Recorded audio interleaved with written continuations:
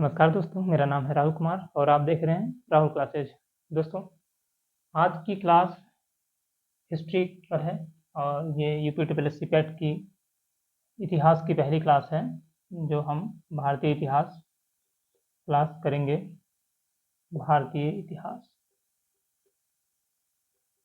दोस्तों, इसके सिलेबस के बारे में मैंने अलग से वीडियो बना रखी है। भारतीय इतिहास का सिलेबस और प्रीवियस ईयर क्वेश्चंस हैं, आप देख सकते हैं। बहुत ही मज़ेदार वीडियो है, उसमें सिलेबस अच्छे से समझाया गया है और साथ ही साथ आपको पिछले वर्ष के क्वेश्चंस भी बताए गए हैं कि किस तरीके से आए थे, तो इससे आपको ये पता लगेगा कि उन क्वेश्चन का लेवल क्या है। अच्छा, भारतीय इतिहास में आना है केवल 5 अंक। जिस सेक्शन की मैं बात कर रहा हूँ इसमें भारतीय इतिहास से 5 अंक आएंगे और 5 अंक आपका यहाँ से पूरा पूरा कवर हो जाएगा, मतलब भारतीय इतिहास की पूरी सीरीज से। तो भारतीय इतिहास में सबसे फर्स्ट टॉपिक है आज का, ये है सिंधु घाटी की सभ्यता। सिंध घाटी की सभ्यता, इस टॉपिक को आज हम कवर करेंगे। सिंधु घाटी की सभ्यता बात करने से पहले थोड़ा सा मैं आप लोगों से बात करना चाहूँगा। दोस्तों, इतिहास की यानी भारतीय इतिहास की ये थ्योरी की क्लास है और यूट्यूब पर काफ़ी चैनल्स क्या कर रहे हैं कि प्रैक्टिस सेट चला रहे हैं, जैसे मतलब क्वेश्चंस चला रहे हैं। तो अगर आपको थ्योरी की क्लास करनी है और वो भी फ्री में, तो आप इस चैनल से जुड़ जाइए और क्लास थ्योरी की आप करते रहिए। और जो भी आपके ऐसे दोस्त जिनके पास पैसे नहीं हैं बैच खरीदने के, आप उन्हें इस क्लास को सजेस्ट करिए जिससे कि वो भी पढ़ सकें थ्योरी, इससे उनका भी फायदा होगा। तो हम एक काम करते हैं, सिंधु घाटी की सभ्यता इस क्लास को हम आगे बढ़ाते हैं, बहुत ज़्यादा आप लोगों को समय नहीं लूँगा। सिंधु घाटी की सभ्यता, तो सिंधु घाटी की सभ्यता में सबसे पहले हम बात करेंगे इसके नामकरण की, यानी कि इसका नाम कैसे पड़ा। तो सिंधु घाटी की सभ्यता, इसका नाम सिंध नदी के आसपास के क्षेत्र के आधार पर पड़ा है। सिंधु नदी के आसपास के क्षेत्र के आधार पर पड़ा। सिंधु घाटी की सभ्यता कैसे पड़ा? सिंधु नदी के आसपास के क्षेत्र यानी सिंधु नदी के किनारे ये सभ्यता बहुत ज़्यादा मिली, सबसे पहले मिली, इसलिए यहाँ पर इसका नाम सिंधु घाटी की सभ्यता रखा गया। अच्छा, एक इंटरेस्टिंग बात ये कि सिंधु घाटी सभ्यता के बारे में कुछ विद्वान हैं जिन्होंने ये कहा था कि भारत में सिकंदर से यानी सिकंदर के आक्रमण से पहले, सिकंदर के आक्रमण से पहले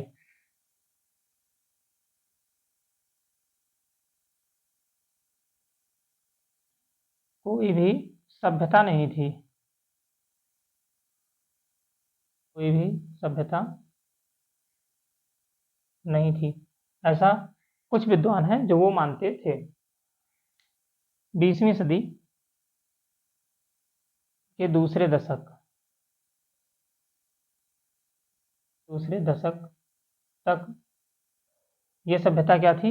गुमनाम थी, इसका कोई नाम नहीं था, ये गुमनाम सभ्यता थी। और उसके बाद जब 20वीं सदी के बाद जब इसकी खोज हुई तब इसका नाम सिंधु घाटी की सभ्यता रखा गया। तो इसकी खोज कैसे हुई ये हम जान लेते हैं, कि खोज के बारे में, इसकी खोज कैसे हुई और इसके बारे में कब कब पता चला, और उसके बाद इसका फिर जाकर के इसका नाम पड़ा है। कई सालों तक ये तब भी ये गुमनाम ही थी।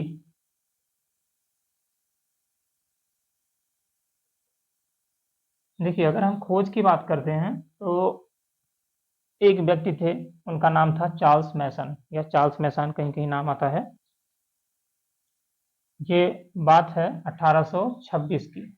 1826 में चार्ल्स मैसन या चार्ल्स मैसन, ज़्यादातर चार्ल्स मैसन नाम लिखा आता है, चार्ल्स मैसन नामक व्यक्ति थे। इन्होंने क्या किया था, इसका पता लगाया था। यानी चार्ल्स मैसन को इसका पता लग गया था और इन्होंने क्या किया था, इसको अपनी पुस्तक में इसके बारे में जिक्र किया था। अपनी पुस्तक में लिखा था इसके बारे में कि बस इतना खाली लिखा था कि कोई एक सभ्यता है या कुछ है जिसके बारे में हम ठीक से जानते नहीं हैं। फिर 1826 के बाद फिर क्या होता है, फिर अंग्रेज 1853 में रेल की पटरियां बिछा रहे होते हैं। कहाँ से, लाहौर से कराची तक, लाहौर से कराची तक, लाहौर से कराची तक रेल की पटरियां, रेल की पटरियां बिछा रहे थे। तो रेल की पटरियां बिछाते समय इन्हें कुछ टीले मिले जिनको इन्होंने खोदना शुरू किया और वहाँ से हुआ ये कि वहाँ से ईंटें निकली। तो इन लोगों को लगा कि ये ईंटें काफ़ी अच्छी हैं जिनको हम अपने रेलवे लाइन बिछाने में यूज कर सकते हैं। तो इन्होंने क्या किया, उन ईंटों को वहाँ से उजाड़ उजाड़ कर अपने रेलवे लाइन के लिए वहाँ बिछाना शुरू कर दिया। तो ऐसे करके इन लोगों ने काफ़ी क्षति पहुँचा दी वहाँ। और फिर उसके बाद क्या हुआ, वो ऐसे ही फिर पड़ा रह गया। तो यहाँ तक 1853 तक भी बस इन्हें खाली उसके बारे में ऐसे ही नॉर्मली पता था, कुछ बहुत ज़्यादा नहीं पता हुआ। और उसके बाद फिर क्या होता है कि फिर एक विभाग की स्थापना होती है, भारतीय पुरातत्व एवं सर्वेक्षण, सर्वेक्षण विभाग। ये विभाग,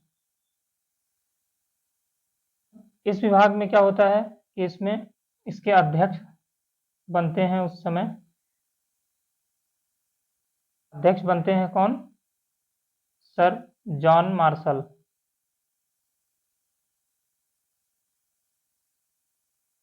सर जॉन मार्शल ये अध्यक्ष बनते हैं। और फिर ये क्या करते हैं, ये 1921 में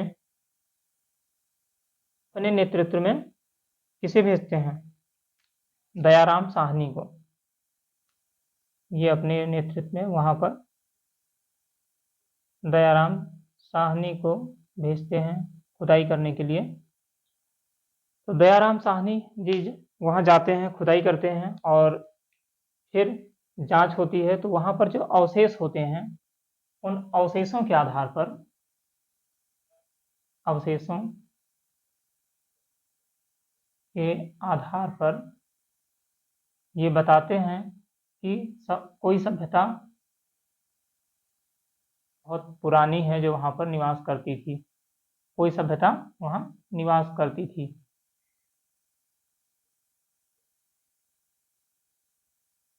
अच्छा, इसके बाद क्या होता है कि जो जगह है उस जगह का नाम हड़प्पा, हड़प्पा जगह पर इन्होंने खुदाई करी थी। तो इसलिए उस जगह पर जहाँ पर इन्होंने खुदाई करी, उस सभ्यता, ये जो कोई सभ्यता थी, इसका नाम इन्होंने दिया हड़प्पा सभ्यता। हड़प्पा सभ्यता नाम दिया। तो इस तरीके से अगर आपके टेट के एग्जाम में या किसी भी एग्जाम में ऐसा क्वेश्चन आता है कि हड़प्पा सभ्यता की खोज किसने की, तो हड़प्पा सभ्यता की खोज दयाराम साहनी ने की। कब की, वर्ष 1921 में की। और अगर पूछे कि नेतृत्व, तो नेतृत्व इनका किया था सर जॉन मार्शल ने। ये सब किस विभाग से संबंधित थे, तो भारतीय पुरातत्व एवं सर्वेक्षण विभाग से संबंधित थे। 1853 में क्या हुआ था, लाहौर से कराची तक रेल की पटरियां बिछाई जा रही थी। उस समय भी यहाँ इन लोगों को क्या मिला था, ईंटें। ईंटें मिली थी और उन ईंटों का इन्होंने काफ़ी ईंटों का इन्होंने प्रयोग किया था, उजाड़ दिया था वहाँ से। यहाँ तक हमने देखा। अब बात हम आगे करते हैं, इसके बाद क्या होता है। तो इसके बाद हम देखेंगे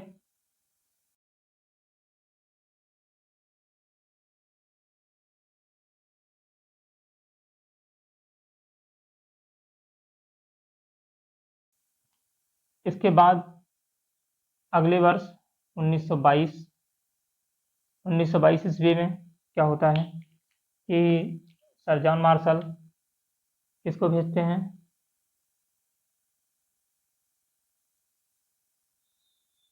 सर जॉन मार्शल इस बार भेजते हैं किसे, राखलदास बनर्जी को। राखलदास बनर्जी,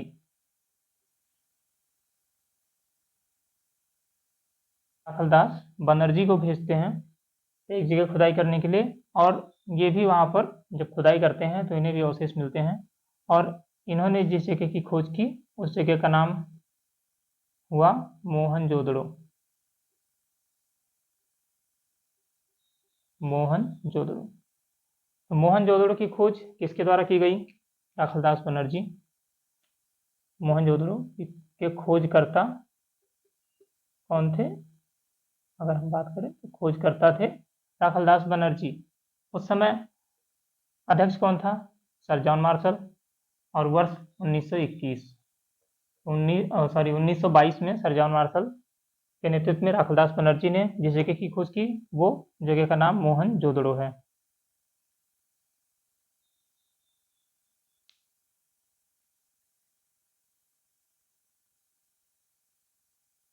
देख लीजिए।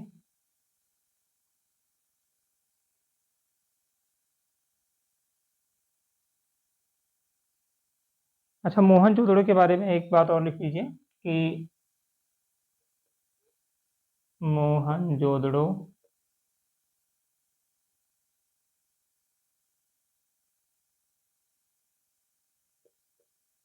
मोहनजोदड़ो से सर्वाधिक मोहनजोदड़ो से सर्वाधिक मानव कंकाल मिले थे। मानव कंकाल मिले थे। मोहनजोदड़ो से सर्वाधिक मानव कंकाल मिले थे। और मोहनजोदड़ो का अर्थ क्या होता है, इसका अर्थ होता है मृतकों का टीला। इसीलिए इसका नाम दिया भी गया क्योंकि यहाँ से सर्वाधिक मानव कंकाल मिले थे, इसलिए मृतकों का टीला इसे बोला जाता है। तो अगर क्वेश्चन ये आ जाता है कि सर्वाधिक मानव कंकाल कहाँ से मिले थे, तो सर्वाधिक मानव कंकाल हमें मोहनजोदड़ो से मिले थे। इसके बाद सिंधु घाटी सभ्यता कि हम काल की बात करें, इसका समय, काल या समय समय की बात करें तो इसके बारे में विद्वानों में काफ़ी मतभेद आज भी है। कुछ विद्वान बोलते हैं कि 2500 ईसा पूर्व से लेकर के 1750 ईसा पूर्व तक, और कुछ विद्वान बोलते हैं 2350 ईसा पूर्व से 1750 ईसा पूर्व तक। कुछ तो 3000 ईसा पूर्व से 1750 या 2300 ईसा पूर्व तक अलग अलग बताते हैं। तो ये वाला जो है सेकेंड वाला 2350 से 1750 ये सबसे ज़्यादा ऑथेंटिक है। अगर ऑप्शन में ये है तो यही वाला ऑप्शन आपका करेक्ट होगा हमेशा ही, ये चीज़ ध्यान रखिएगा। नहीं तो फिर ये वाला सही हो जाएगा। ये दो ही आप ध्यान रखिए, बहुत है इतना। 2350 से 1750 और 2500 से 1750 ये दोनों अलग अलग हैं। अब एक काम करते हैं, सिंधु घाटी सभ्यता के बारे में थोड़ा और जान लेते हैं।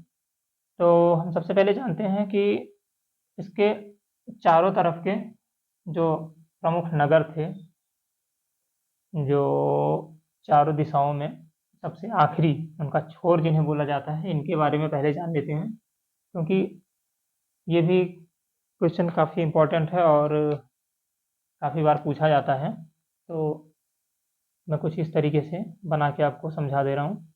ये ऊपर वाला हिस्सा ये उत्तर है और ये फिर नीचे वाला हिस्सा दक्षिण हो जाएगा और ये वाला हिस्सा हो जाएगा पूर्व और ये वाला हिस्सा हो जाएगा पश्चिम। तो सिंधु घाटी सभ्यता में सबसे उत्तर दिशा की तरफ बात करें तो सबसे उत्तर, मैं एक इंग्लिश के कुछ शब्द अक्षर लिखूंगा जिनसे शॉर्ट बना है, जैसे कि एक लिखूंगा JMK। अब इसमें JMK में 3 अक्षर हैं, JM और K। तो J और K से मिल करके क्या बनेगा, जम्मू कश्मीर, JK से। और जो M है इससे बनेगा वहाँ का शहर मांडा या नगर उस समय जो था। इस तरीके से आप याद रखिएगा, JMK जम्मू कश्मीर मांडा। और दिशा है ही है उत्तर, तो उत्तर दिशा का जो आखिरी नगर था सिंधु घाटी सभ्यता का वो था मांडा, जो कि कहाँ स्थित था, जम्मू कश्मीर में। ऐसे ही अगर हम पूर्व की बात करें तो पूर्व में यहाँ पर उत्तर प्रदेश में था, उत्तर प्रदेश, और इसलिए इसका नाम दिया है UPA। अब यूपी से तो हो जाता है उत्तर प्रदेश, और ए से क्या हो जाएगा, अगर आपको नाम पता है तो आराम से आपको पता चल गया। ए से होता है आलमगीरपुर, आलमगीरपुर। ए से हो जाएगा आलमगीरपुर और यूपी से उत्तर प्रदेश। दक्षिण की बात करें तो दक्षिण के लिए एक अलग ही बना रखा है, MD और H। अब इसमें भी 2 अलग अलग हो जाएंगे। M और H ये मिलकर के बनाएंगे महाराष्ट्र, और ये जो D है ये बनाता है दैमाबाद। बस ये सब इसलिए है जिससे कि आपको थोड़ा सा याद करने में आसानी हो, ट्रिकी रहे। तो क्योंकि मेन उद्देश्य है आपका चीज़ें आपको याद होना। पश्चिम की बात करें तो यहाँ पर पश्चिम में सुत्कांगेडोर है जो कि पाकिस्तान में है, तो इसे आप लिख सकते हैं PKS।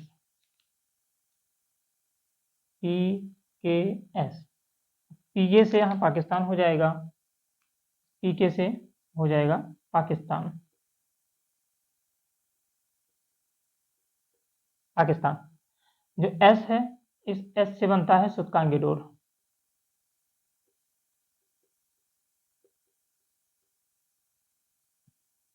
तो आप ये देख सकते हैं कि सिंधु घाटी सभ्यता के चारों महत्वपूर्ण नगर या अंतिम छोर पर हम ऐसे लिख सकते हैं कि अंतिम छोर के चारों दिशाओं के नगर। ये काफ़ी बार पूछा जाता है और सीधे सीधे ये पूछ लिया जाता है कि नगर का नाम, जैसे मांडा दे दिया तो मांडा कहाँ स्थित है, तो मांडा से आपको अच्छे से याद हो जाएगा, मांडा JMK, M से मांडा, JK जम्मू कश्मीर। और जम्मू कश्मीर कहाँ है, हमारे उत्तर में है, उत्तर भी याद हो जाएगा आराम से। पूर्व वाला थोड़ा सा वो होगा, लेकिन पूर्व वाला याद रखिएगा क्योंकि पश्चिम वाला जब पाकिस्तान में हो जाएगा PKS। आप मैप देखेंगे जब मैप, आप एक काम करिएगा इस चीज़ को मैप में बना लीजिएगा। हालांकि मैं टेलीग्राम चैनल पर इसका मैप डाल दूंगा, मैंने मैप में बनाया हुआ है खुद ही, तो वो मैं आपको आपके लिए उस टेलीग्राम पर आज ही के आज अपलोड कर दूंगा, आपको मिल जाएगा वो। तो PKS पाकिस्तान, सुत्कांगेडोर, PK से पाकिस्तान, S से सुत्कांगेडोर जो कि पश्चिम में है। MDH में MH से महाराष्ट्र हो जाएगा, D से दैमाबाद, और ये है महाराष्ट्र, भारत के निचले हिस्से में है थोड़ा सा, तो वो दक्षिण में हो जाएगा। दक्षिण किसके लिए है? सिंधु घाटी सभ्यता के लिए है। और उसके बाद पूर्व की बात करें तो पूर्व में उत्तर प्रदेश, यूपीए, ए से हो जाएगा आलमगीरपुर। ये काफ़ी ज़्यादा पूछा जाता है कि सिंधु घाटी सभ्यता का पूर्वी नगर कौन सा है, तो वो हो जाएगा आपका आलमगीरपुर। या अगर पूछ लेता है कि आलमगीरपुर कहाँ स्थित है, भारत के किस राज्य में स्थित है, तो आप आंसर कर दीजिए उत्तर प्रदेश। ऐसे ऐसे करके कई प्रकार के प्रश्न पूछ सकता है, लेकिन आंसर बस इतने में ही आराम से हो जाएगा आपका। तो अब हम क्या करते हैं, सिंधु घाटी की कुछ विशेषताओं के बारे में हम बात कर लेते हैं। तो सिंधु घाटी सभ्यता की विशेषताएं।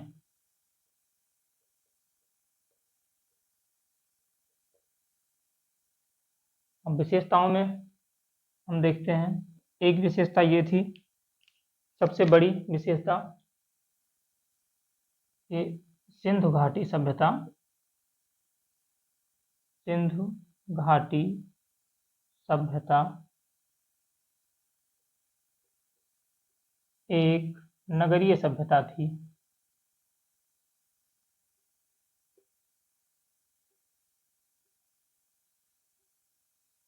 सिंधु घाटी सभ्यता एक नगरीय सभ्यता थी। अब नगरीय सभ्यता थी तो यहाँ पर सब कुछ सुनियोजित तरीके से होगा, बहुत अच्छे से। तो सबसे पहले यहाँ की सड़कें, अगर हम सड़कों की बात करें तो यहाँ की सड़कें किस प्रकार से हुआ करती थी।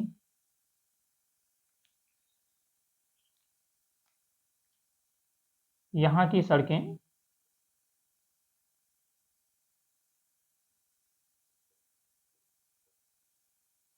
एक दूसरे को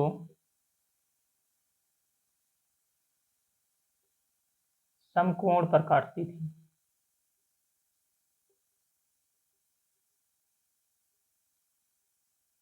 बहुत बढ़िया नगर नियोजन था इनका, कि बताइए यहाँ की सड़कें जो थी सब एक दूसरे को समकोण पर काटती थी। और आज के टाइम में इतना सब कुछ होने के बावजूद कॉलोनी बसती है, सड़कें ऐसे ऐसे जाती हैं स्पाइरल, पता ही नहीं चलता कि कब कहाँ घूमना है। तो बहुत बढ़िया सभ्यता थी ये, जिसका किसी भी वजह से अंत हुआ, और बहुत दुखद अंत हुआ। बहुत ही उन्नत सभ्यता थी ये। यहाँ पर और हम अगर बात करें तो देखिए, यहाँ पर जो नालियाँ थी, नालियाँ वो क्या थी, ढकी हुई थी।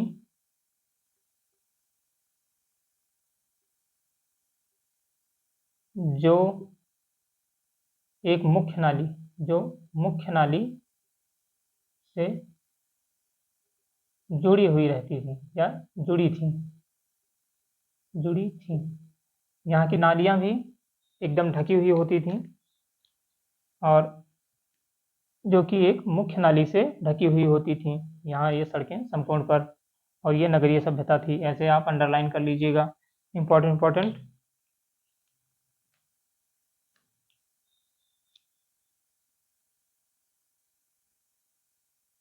और क्या था, यहाँ का नगर नियोजन कैसा था, देखते हैं। तो ये इतना आप देख लीजिए, फिर नगर नियोजन की तरफ बढ़ते हैं।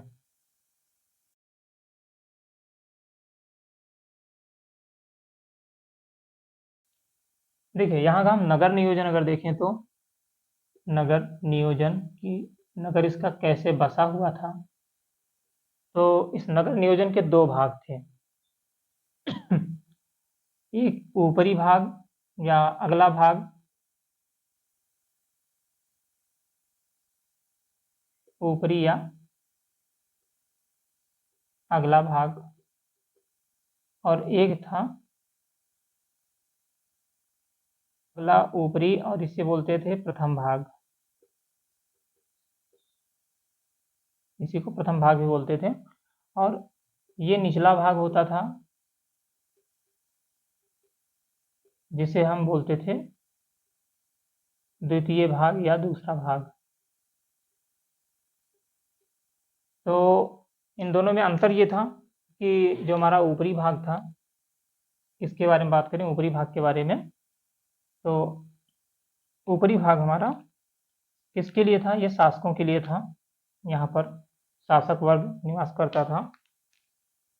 तो हम ऊपरी भाग या प्रथम भाग के बारे में लिखते हैं कि यहाँ पर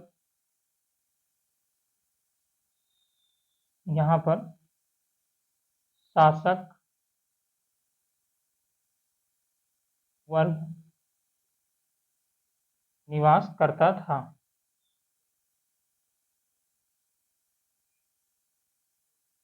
अब जब शासक वर्ग निवास करता था तो जाहिर सी बात है इनकी सुरक्षा के इंतजाम भी अच्छे खासे किए गए होंगे। तो यहाँ दुर्ग बने थे, वो भी ऊंचे ऊंचे, यहाँ दुर्ग बने थे तथा किले को प्राचीर से, प्राचीर मतलब होता है ऊंची दीवार, है ना, दीवार से, प्राचीर से या दीवार से क्या किया गया था, चारों तरफ से घेरा गया था, घेरा गया था। तो जो प्रथम भाग था, ऊपरी वाला भाग, जैसे हम इस तरीके से बना दें तो ये वाला जो हिस्सा था, यहाँ पर जो थे, तो यहाँ पर महल हुआ करता था और इनको ये लोग क्या करते थे, चारों तरफ से दीवार से घेर के रखे हुए थे। और ये जो निचला हिस्सा होता था, यहाँ पर छोटे छोटे मकान हुआ करते थे, तो यहाँ पर फिर अन्य लोग निवास करते थे। अब यहाँ पर देखते हैं कौन कौन निवास करता था। तो यहाँ पर सामान्य जनता, यहाँ पर सामान्य जनता निवास करती थी, सामान्य जनता, और इनके यहाँ के व्यापारी, श्रमिक, कारीगर, कारीगर, शिल्पकार, अन्य लोग जो भी थे वो सब लोग यहाँ पर निवास करते थे। आदि लोग यहाँ, आदि लोग निवास करते थे।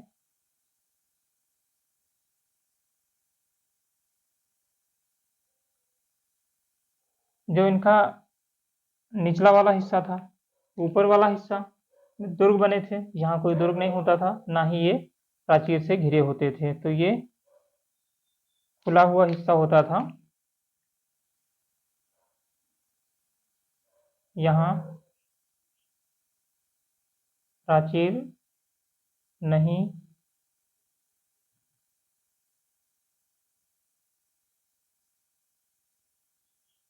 बनी होती थी, यानी कि दीवार नहीं होती थी, प्राचीर यानी कि दीवार, यहाँ पर दीवार नहीं होती थी। तो दीवार ना होने की वजह से क्या होता था, ये एकदम खुला हिस्सा रहता था। और भी चीजें हैं जिनके बारे में हम जानते हैं, पहले आप इतना देख लीजिए।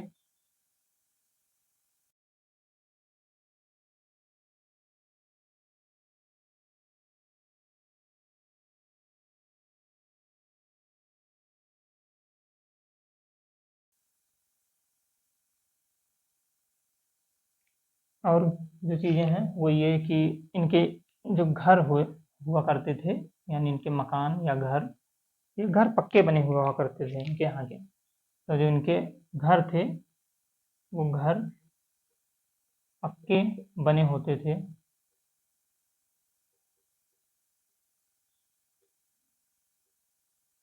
घर पक्के बने होते थे। ये जो पक्के घर थे ये कहाँ कहाँ नहीं थे, तो कालीबंगा तथा रंगपुर, कालीबंगा तथा रंगपुर, इन दोनों जगह पर क्या हुआ था, कच्ची ईंटों का प्रयोग हुआ था। इन दोनों जगह पर कच्ची ईंटों का प्रयोग हुआ था, कच्ची ईंटों का प्रयोग,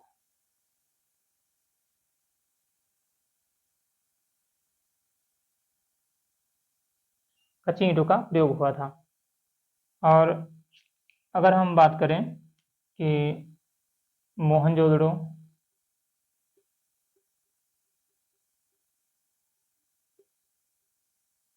मोहनजोदड़ो,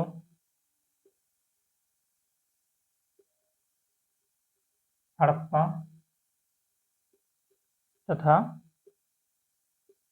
कालीबंगा, ये 3 जगह की अगर हम बात करें तो यहाँ इन तीनों जगहों की क्या थी, नगर योजना एक समान थी इन तीनों जगह की। मोहनजोदड़ो, हड़प्पा तथा कालीबंगा की नगर योजना एक समान थी, एक समान थी। आप देख लीजिए नगर नियोजन यहाँ का कैसा था। अब इसके बाद क्या करते हैं, हम थोड़ा सा इनके घरों की रूपरेखा देख लेते हैं कि घर इनके और क्या क्या होते थे इनके घर में, और उसके बाद देखते हैं कि यहाँ पर जो कुछ इमारतें थी कैसी थी, या कौन सी इमारत यहाँ की सबसे बड़ी थी या सबसे अच्छी अलग इमारत, ये सब देखते हैं। इसके बाद आज का सेशन यहीं ख़त्म कर देंगे। घरों की रूपरेखा की बात करें हम, घरों की रूपरेखा, तो हम देखते हैं कि इनके घर किस प्रकार से हुआ करते थे। तो घरों की रूपरेखा में 3 भाग में इनके घर विभाजित हुआ करते थे।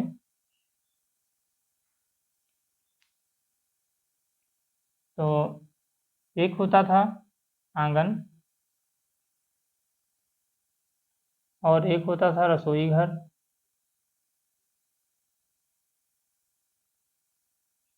और एक होता था स्नानागार। इस तरीके से इनमें अलग अलग आंगन, रसोई घर और स्नानागार मिलते हैं। और हमें अधिकांश घरों में एक चीज़ और मिलती है जो आपके लिए बहुत इम्पोर्टेंट है। अधिकांश घरों में कुएं के साक्ष्य मिले हैं हमें।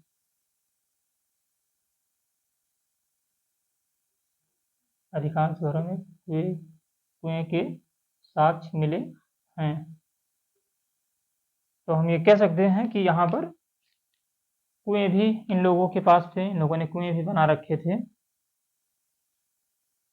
तो घरों की रूपरेखा आंगन, रसोई घर और स्नानागार, ये 3 चीज़ें इसमें प्रमुख रूप से होती थी।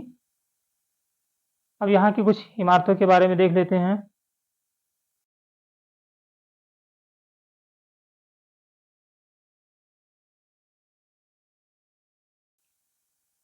सबसे पहले बात करते हैं कि मोहनजोदड़ो। मोहनजोदड़ो यहाँ की जो प्रमुख इमारत है वो क्या है, यहाँ की प्रमुख इमारत मोहनजोदड़ो की है विशाल स्नानागार।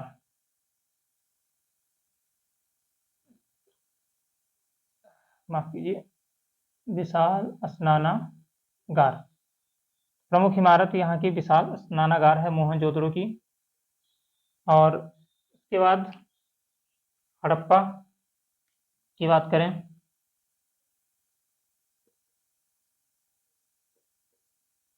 हड़प्पा तो यहाँ की जो प्रमुख इमारत है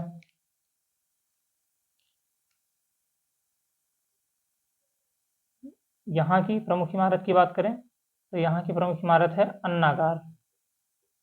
अन्नागार का मतलब अन्न, अन्न भंडारण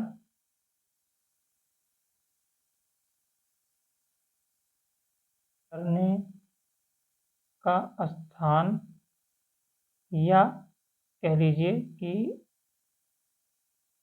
कमरा या घर, ऐसा मकान या इमारत जिसमें हम अन्न भंडारण करते हों और वो बहुत विशाल हो, तो उसे बोला गया अन्नागार। और ये विशाल स्नानागार मोहनजोदड़ो में मिला हुआ है। उसके बाद हम अगली क्लास में मोहनजोदड़ो के बारे में और आगे पढ़ेंगे। और अभी तक के लिए बस इतना ही। धन्यवाद दोस्तों। आपसे रिक्वेस्ट है कि आप वीडियो लाइक करिए, चैनल सब्सक्राइब करिए और वीडियो शेयर भी करिए अपने दोस्तों के पास, क्योंकि ये यूट्यूब पर थ्योरी का फ्री सेशन है जो कि आपको पेड बैच में मिल रहा है। मतलब हमारे चैनल पर आपको फ्री मिलेगा, बाकी चैनल पर पेड में है। सेम यही कंटेंट बाकी जगह आप पेड में पाएंगे और यहाँ पर फ्री में। तो आप अपने दोस्तों को ये चैनल शेयर करिए और उनकी मदद करिए, जिससे वो बिना पे किए, मतलब जिनके पास पे करने के लिए पैसे नहीं हैं, पे करके और विदाउट पे फ्री में यहाँ से पढ़ सकें। बाकी आप सपोर्ट करिए। धन्यवाद दोस्तों।